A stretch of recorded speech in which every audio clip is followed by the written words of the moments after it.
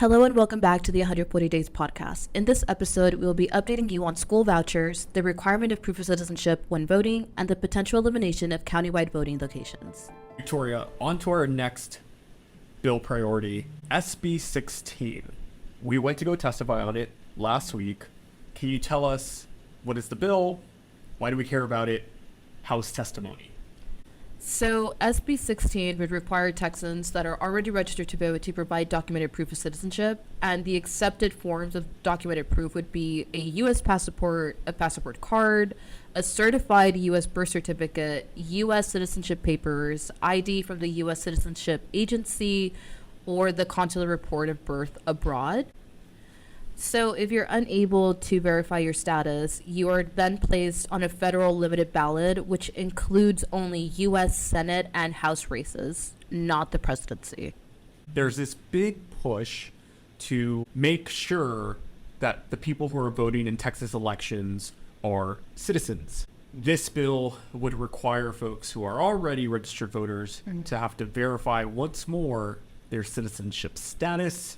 Victoria, why are we doing this? Because, correct me if I'm wrong, non-citizens voting in elections, is it really a problem? Right. So one of the things that we brought up when we went to go testify is that this is a solution to a problem that does not exist. So people that support this bill and the maker of this bill claim that this is about election security, but the state secretary has already said, and very publicly, state races are secure. And, Greg Abbott keeps pushing that, non-citizens are voting in this election, and that is just not true.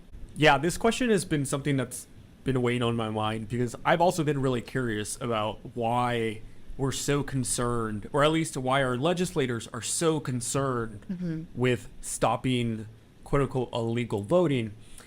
I did some research. I have my laptop with me.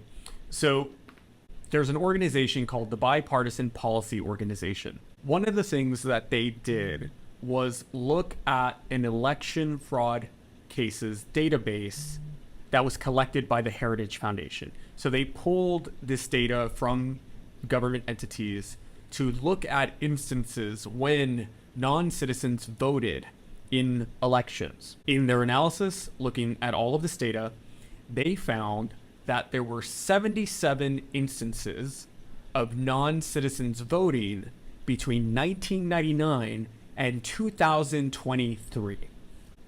Victoria, I don't know if this pings anything for you, but in my instance, I think there were way more than 77 people who voted in the last 24 years of elections. Yeah. So I know that that's at nationwide, right? I think so, yeah. Yeah. So last year, actually, Greg Abbott boasted that state of Texas had removed more than 1 million ineligible voters from its rolls, which included 6,500 non-citizens. However, this was a very inflated number. So in an investigation done by ProPublica, the Texas Tribune, and VoteBeat, they found that the claims about non-citizens were not true. These are non-citizens who are on the voter registration list. Right. The voter rolls. The rolls, right. So the Secretary of State's office identified 581, not 6,500, as non-citizens. And they gave this report to Abbott, and they obtained this through a public information request. And like I said, this was a very inflated number. And so then Greg Abbott's office went back into the publication and changed the language to fit what was actually correct. What did they change? So his office went back and edited the press release after publication. They softened it by adding the word potential before non-citizens. So they backtracked on this big claim that a bunch of people in the state of Texas who are non-citizens were registered to vote. Mm-hmm. Now it looks like that's not really the case. That's not to say that it doesn't happen, right? Right. I don't know how it comes to be where someone who's not a citizen can be integrated into the voter roll, right? Victoria, both you and I are volunteer deputy registrars. Yes. We register voters in Hidalgo County. They fill out an application. We give that application to the elections department. The elections department sends that to the Secretary of State, and the Secretary of State verifies the citizenship status before they approve your registration. Right. So the Secretary of State, they have databases that they use to, go through the process. We as volunteer deputy registrars do not have the power to verify if someone is a citizen or not. That's just part of the application. That's one of the questions on the forms that we help folks fill out. But like I said, the state secretary has those databases, and they're the ones who take care of that. In your opinion, Victoria, why is Abbott and why are certain legislators spending so much energy trying to make the case that there are non-citizens in our voter rolls? So that means non-citizens who are registered to vote, and so many non-citizens who have casted an actual ballot in an election. Why is this happening? So this is something that we've seen in the last November election. These were claims that were made by the Republican Party where they, and I'm summarizing what the claim was, is that the Democratic Party benefited a lot from people coming into the country and casting a vote. And they were implying that these individuals were non-citizens, and it's just a lot of xenophobic rhetoric that they're using to fearmonger that this is something that happens and happens with frequency, and there is no research to support that that is the case. That actually touches on a separate study that I had also found doing my internet research. So the Brennan Center for Justice analyzed 23.5 million votes casted across 42 jurisdictions in the 2016 general election. And they concluded that of the 23.5 million votes that were casted, that they analyzed, it seemed that there were approximately 30 instances of non-citizens casting votes. I don't know about you, Victoria, but I do not believe that 30 votes won Trump the presidency or made him win by a smaller margin than what he originally would have won. Yeah. So there's just no real evidence that this happens. Right. But now we do have representatives who are parroting the claims made by the Trump administration. What does that mean for potential new voters? This just makes the process more difficult. It also might have the potential where people that are eligible and are registered to vote may not be able to vote. We have seen how hard it is to just go and get your passport. Like you have to print out the application, and then you have to set up an appointment. You have to get your headshot taken. And then what is it, like $194 or something like that? And then if you wanted to get expedited, that's an additional amount. And that might not seem like a lot of money to some folks, but it is. So I watched you testify against SB 76, and there was a bit of pushback. Could you tell me a little bit more what that was like? Yes, it was easily the most dialogue I've had with the committee so far in my testimony experience. There are two Valley senators who are on this committee. This is the State Affairs Committee in the Senate. The two senators being Senator Judith Safrini and Senator Adam Hinojosa. When we gave our testimony, I specifically talked about how beneficial this countywide polling program is. So for context, if you're listening to this episode from Hidalgo County, and if you are a voter in Hidalgo County, then you have benefited from the countywide polling program. Essentially, instead of having one polling location per precinct, which is what some other counties do, the county will adopt specific polling places that everybody in the county can use.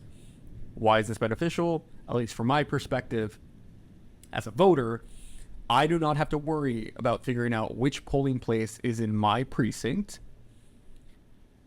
I can pick the polling location. I can pick the polling location that is most convenient for me on a given election day, right? If I'm driving from work, if I'm coming from an errand, I know that I can make it to a polling place based on where I am. And finally, it just makes it so much easier to share information to people who are potentially first-time voters. Right. If they don't know where to go, we can give them a list of all the polling places available in the county, and they can make the selection that best suits their needs. When we did our testimony, I talked about how Cameron County, which is our neighbor, Cameron County recently, in this last general election, the city commission voted in favor of adopting the countywide polling program. They did not have this program before. They do now. They did it for the general election, and the intention is that they can continue to use that program for subsequent elections. During the testimony, Judith Cifarini was not present, but Adam Hinojosa was, and his Senate district comes out of Cameron. What was Senator Adam Hinojosa's reaction to your testimony? So I'll be honest, it felt a little dismissive because he did not address the fact that Cameron constituents voted recently to be a part of this program. Instead, he started talking about how important the elimination of this program was for election security, which, I'm going to be really honest, they didn't really make the case for what the election security issue was. I think if you listen to the testimony, all of the majority of the senators on the committee started chiming in about the things they've seen behind the curtain of potentially how election fraud happens, or like, oh, you can track someone's vote because they're linked to the internet in the countywide polling program, the polling machines. And I'm just saying this as someone who has been a voter, who has been a volunteer deputy registrar, and who has participated in the countywide polling program. None of the issues that they talked about seemed real. There was one senator that I remember asked you a question, and I don't exactly remember what it was, but when you asked for clarification or for a source, they were kind of like, just trust me, it happens. Yeah. I don't remember who the senator was. It actually might have been Bob Hall.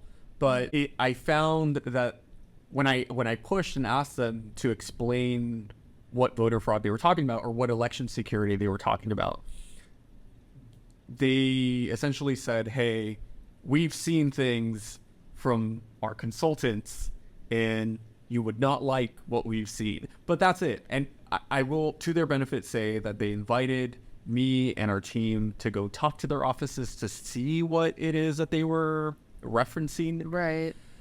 But again, I'll just say this. Speaking as a voter, someone who lives in the Valley and who has been able to participate in the countywide polling program, I really don't think there's an issue. And I'm concerned that we might eliminate a program that so many Valley residents benefit from during election season. So if any of these bills sound concerning, because they are, call your House representative, call your senators, and let them know what you think. Let them know that you do not support this bill. Let them know how you feel and how this affects you. To wrap things up, I would like to thank my co-host, Michael Modelis, for being here with me in the middle of a tornado watch and a horrible thunderstorm. Victoria, I think we need a kayak out of this building. It's pretty bad outside. We will see you guys in our next episode. You can catch the 140 Day podcast on our website at lupanet.org, on YouTube, Spotify, and SoundCloud. And don't forget to follow us on Instagram, TikTok, and X at lupe_RGB, and our Facebook at La Unión del Pueblo.